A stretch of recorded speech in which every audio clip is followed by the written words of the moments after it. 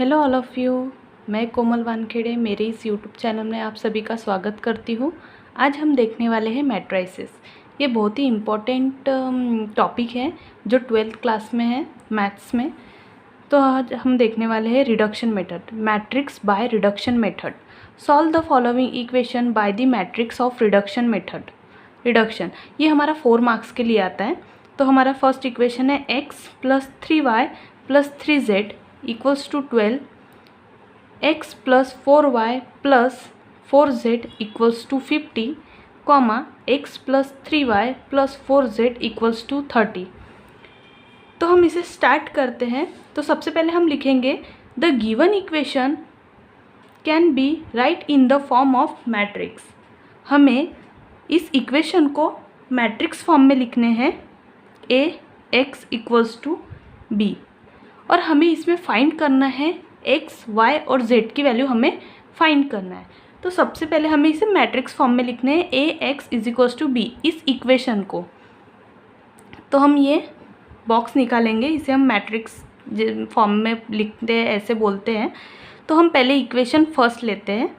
तो ये हम फर्स्ट रो में लिखेंगे। ये क्या है, 1 means x + 3y + 4z 3z।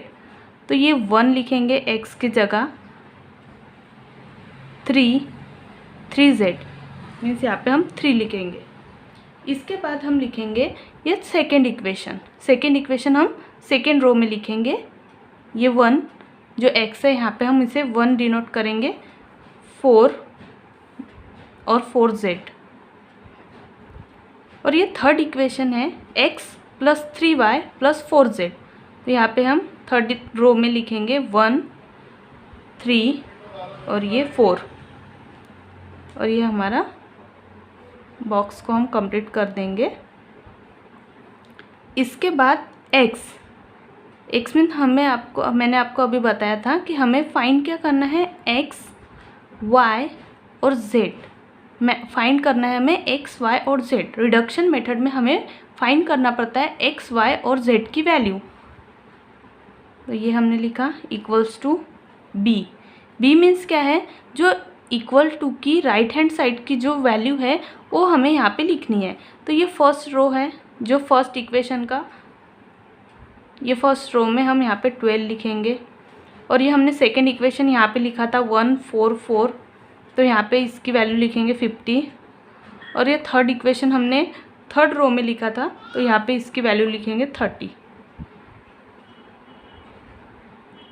इसके बाद हमें निकालना है रिडक्शन मेथड में, हमें x, y, z की वैल्यू निकालनी है।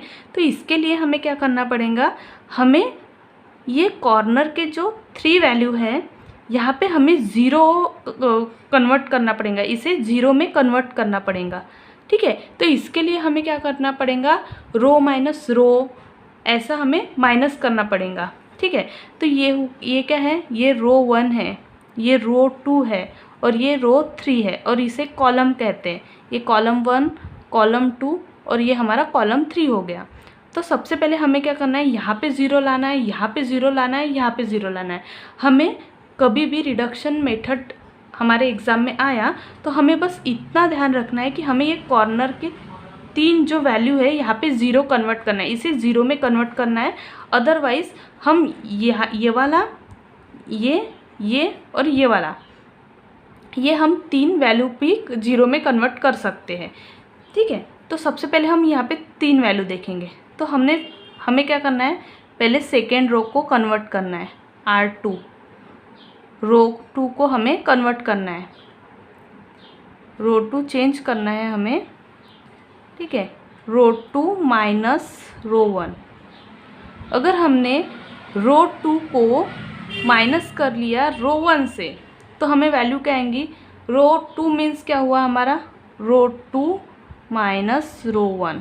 अभी रो 2 की वैल्यू क्या है 1 और माइनस रो 2 की वैल्यू 1 हो गई और रो 1 की वैल्यू 1, मतलब हमारा आंसर क्या आया 0। ठीक है, वैसे ही हम यहाँ पे क्या करेंगे, जैसे यहाँ पे 0 आएगा वैसे यहाँ पे भी हम वैसे ही करेंगे। हम रो 3 जो हमारा रो 3 है रो 3 को चेंज करेंगे रो 3 माइनस रो 1 से। हम रो 2 से भी कर सकते हैं, पर यहाँ पे फिर और 1 आ जाएगा, 3 माइनस 4 माइनस 1 आ जाएगा। तो इससे अच्छा है कि हम रो 1 से माइनस करेंगे तो हमारे 3 माइनस 3 ज़ीरो, यहाँ पे भी ज़ीरो आ जाएगा। तो हम क्या करेंगे R3 माइनस R1। अभी हम देखते हैं, ये जो फर्स्ट रो है ये एज इट इज़ हम यहाँ पे लिख लेते हैं 1 3 3। ओके, फिर इसके बाद जो मैंने अभी बोला था ये R2 माइनस R1, मतलब रो 2 में से रो 1 को माइनस करना है। तो यहाँ पे ये 1 रो 2 का हुआ 1, रो 1 का हुआ 1, तो हमारा आंसर क्या आएगा 0, ये 0। अभी ये रो 2 में 4 माइनस 3, 4 माइनस 3 1, 4 माइनस 3, 4 माइनस 3 1।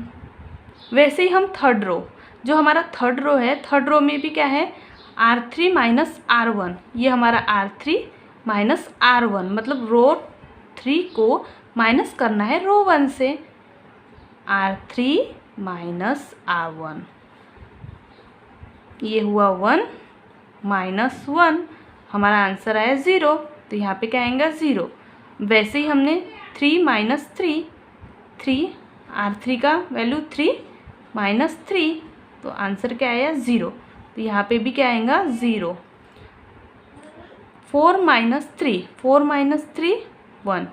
ठीक है, अभी हम ये जैसे के वैसे एज इट इज़ लिख लेते हैं x, y और z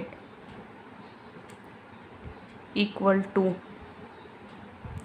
वैसे ही हम इसे भी वैसे ही करेंगे, जैसे ये हमारा रो 2, ये रो 1 हुआ हमारा, ये रो 2 हुआ और ये रो 3, ये भी वैसे ही हुआ।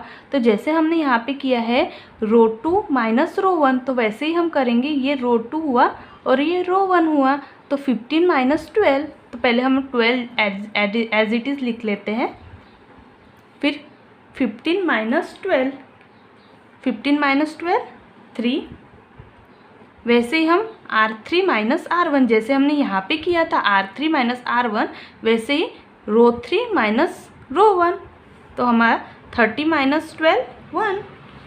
अभी ये हमारा आ गया। हमें जो चाहिए था, हमें यहाँ पे कॉर्नर पे जो हमारी वैल्यू थी उसे हमने ज़ीरो में कन्वर्ट कर दिया और यहाँ पे ज़ीरो आ गया।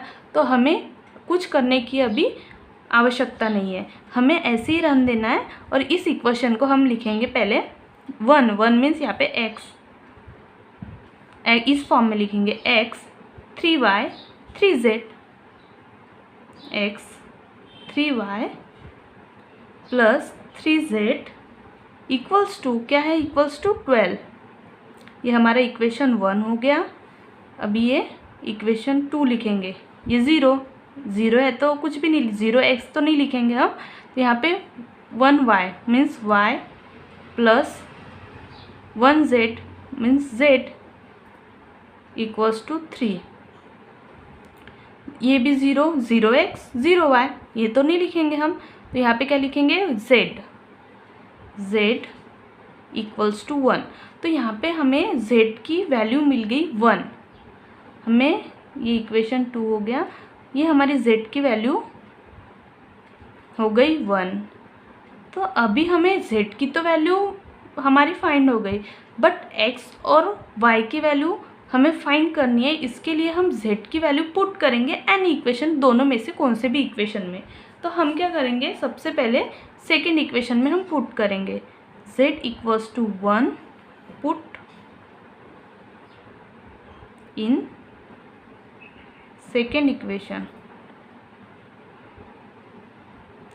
Put in equation second, y plus z equals to 3।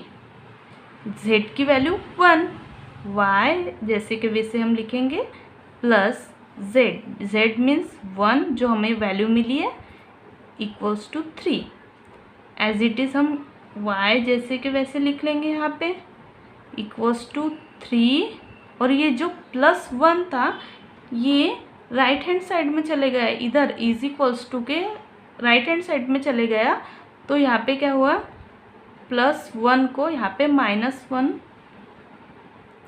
तो y की वैल्यू हमें आ गई 3 - 1, 3 - 1 2, तो हमारी y की वैल्यू आ गई 3 - 2 means 2, 3 - 1 means 2।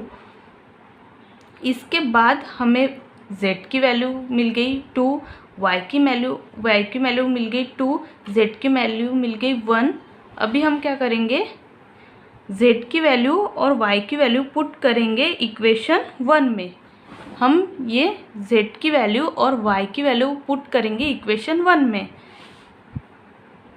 z = 1, y = 2, put equation 1। Equation 1 में हमें पुट करना है, तो इक्वेशन 1 पहले लिख लेते हैं, हम राइट कर लेते हैं। ये हमारा इक्वेशन 1 हमने लिख लिया हुआ है।